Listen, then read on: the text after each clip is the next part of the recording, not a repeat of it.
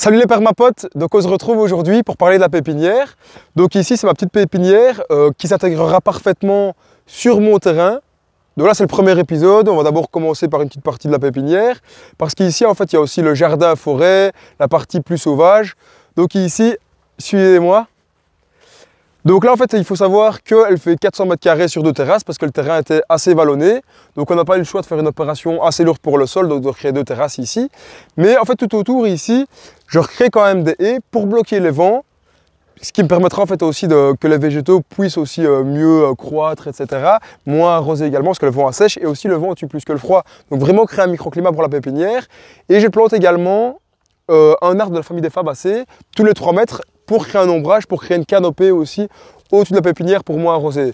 Donc là pour le moment je suis approvisionné avec un vieux puits qui se trouve près de chez ma belle-mère et du coup j'ai créé une mare également.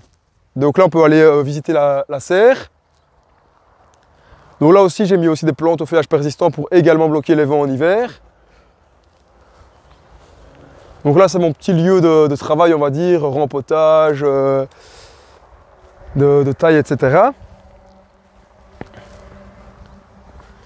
Donc le choix en fait ici près de cette haie, en fait qui a déjà plusieurs dizaines d'années, n'est pas anodin. En fait c'est parce qu'il crée déjà en fait un ombrage pour certains plants et pour la serre, et en même temps il me permet déjà de bloquer les vents. Donc ici dans la serre c'est pour toutes les plantes qui sont plus sensibles au vent, ou alors qui nécessitent un peu plus de chaleur, ou alors même aussi pour forcer aussi certains plants comme certaines nouvelles greffes ou certaines boutures. Donc là ici par exemple pour présenter quelques petites variétés, j'ai certains agrumes rustiques que je teste. J'ai des grenadiers aussi de variétés rustiques, des plaques miniers donc, qui font les kakis. J'ai aussi, donc là c'est un petit craquage de ma part, c'est des bananiers qui ne sont pas du tout rustiques, qui vont faire 1 ou 2 mètres mais qui produisent quand même des bananes comestibles. Donc là j'ai aussi toutes mes greffes qui se trouvent ici.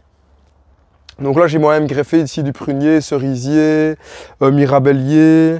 Ici c'est aussi un cadeau en fait d'une valeur sentimentale énorme. En fait c'est un bonsaï grenadier qui a 45 ans. Il produit des petites grenades, donc là il est en fleurs et produit quand même encore. Donc là ça c'est assez exceptionnel à ce niveau-là.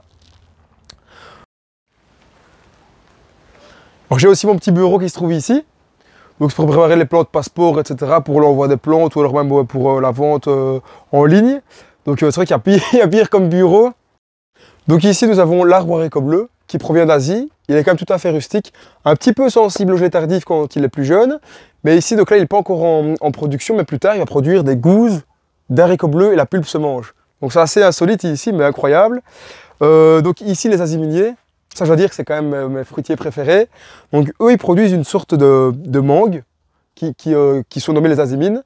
Donc, c'est vraiment un fruit ici crémeux, sucré. J'ai eu l'occasion d'en goûter chez un pépiniériste en Flandre, vu qu'on est un petit peu en retard ici dans les Ardennes belges par rapport à tous ces fruitiers-là. Donc, c'est vraiment oui, donc sucré, crémeux. C'est un petit peu le goût de mangue, banane, quoi, si on veut. Donc, c'est vraiment incroyable au niveau du goût. Mais par contre, c'est tout à fait rustique. Il reste à du moins 25 degrés.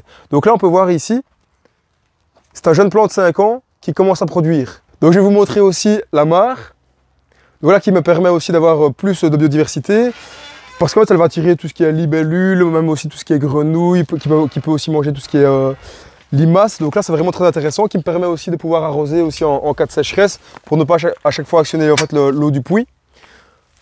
Donc là j'ai également mis des plantes aquatiques comestibles. Ah oui, la nature reprend un petit peu ses droits. Donc j'ai également mis des plantes aquatiques comestibles, donc j'ai mis de la menthe aquatique, de la vanido qui a un petit peu du mal. Des plantes, ah bah regardez la libellule, près du nénuphar, je ne sais pas si on la voit bien, mais du coup ça attire...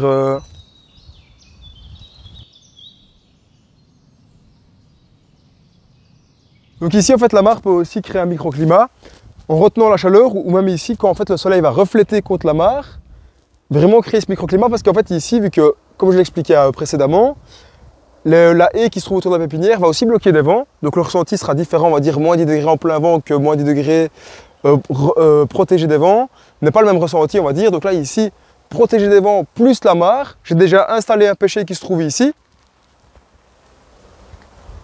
Donc là on pourrait aussi s'imaginer mettre un agrume plus sensible au vent, ou un figuier ou un grenadier ici pour vraiment en fait mettre des végétaux plus sensibles. Donc ici c'est vrai que on se trouve dans la pépinière, donc là c'est vrai que y a beaucoup de plantes sauvages. Certains préfèrent de mettre une toile tissée. Je comprends tout à fait en fait, pour gérer l'enherbement. Moi ici je ne le fais pas dans mon cas parce qu'en fait ici c'est vrai que tout ce qui est toile tissée, j'ai déjà installé une. Il y a des microplastiques qui partent, etc. Donc moi j'avoue que c'est peut-être pas idéal parce que c'est vrai que ça se disperse partout. Donc là c'est vrai que moi niveau désherbage, ça me prend quand même plus de temps. Mais bon, ça contribue aussi à la résilience de la pépinière parce qu'il y a plus d'espèces, il y a plein de plantes sauvages qui poussent différentes. Donc ça peut être intéressant même au niveau des fleurs, etc. Il faut juste faire attention que les plantes du coup ne recouvrent pas les jeunes plants de la pépinière, sinon ils peuvent... Enfin, ils n'auront pas assez de besoin en lumière, etc. Donc ça c'est aussi un inconvénient. Mais bon, moi je fais avec. Donc là, il y a un aziminier qui a 10 ans. Donc celui-ci, je sais que c'est pas du tout l'idéal pour l'aziminier qui a une longue racine pivot. En fait, il a vécu toute sa vie en pot, donc à mon avis, ça l'a tourné. Mais bon, je l'ai acheté comme ceci. En fait, il peut déjà produire 10 à 20 kg d'azimine. Donc j'ai un petit peu craqué, mais voilà, je voulais absolument des fruits cette année-ci. Donc là, il sera planté dans le jardin forêt en automne. Donc ici, je teste aussi plusieurs variétés de figuiers. Donc certains commencent déjà à produire. Donc c'est vrai que ça peut paraître étonnant, mais pour dans un climat un peu plus froid. Mais en fait, il y a plein de variétés de figuiers qui sont tout à fait rustiques et ils peuvent fructifier sous nos latitudes sans problème, quoi. Donc en fait, c'est ça aussi, on retrouve souvent les pommes, poires, groseilles, même en Ardennes belge, mais en fait, il y a toute une série de fruitiers du plus insolite au plus classique qui peuvent fructifier chez nous sans problème. Et donc voici le petit épisode ici sur la pépinière. Donc là, il y a encore d'autres épisodes qui vont encore suivre sur le jardin-forêt, sur la partie plus sauvage du terrain. Mais on aura aussi visité des écolieux, d'autres projets également en Belgique. Donc n'hésitez pas à nous suivre sur Facebook et Instagram. Envoyez un petit message si vous voulez. Et à bientôt les permapotes.